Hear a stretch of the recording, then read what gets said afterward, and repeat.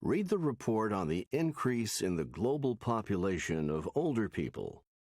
What will some consequences of this demographic shift be? Worldwide growth of aging populations. The world is facing a huge demographic shift without precedent. For the first time in history, we soon will have more elderly people than children and more extremely old people than ever before. As the population of older people gets larger and larger, key questions arise. Will aging be accompanied by a longer period of good health, social engagement, and productivity, or will it be associated with more illness, disability, and dependency? What we do know is that the more elderly people there are in the population, the more cases of age-related diseases such as heart disease, stroke, diabetes, and cancer there will be. Societies will have to find ways to address this growing need. And the older people get, the higher the prevalence of dementia, especially Alzheimer's disease. An estimated 25 to 30% of people aged 85 or older have dementia and lose their ability to remember, have difficulty reasoning, and undergo some personality changes.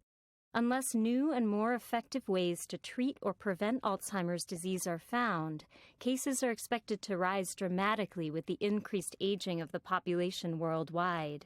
And because most dementia patients eventually need constant care and help with the most basic activities of daily living, more institutions will need to be built for their care, more medications provided for their treatment, and more caregivers trained to aid them in their daily life. What are some of the other social and economic consequences of this demographic shift?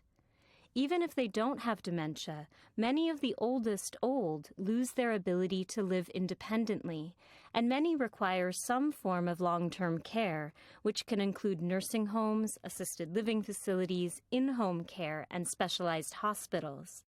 The significant costs associated with providing this support may need to be borne by families and society.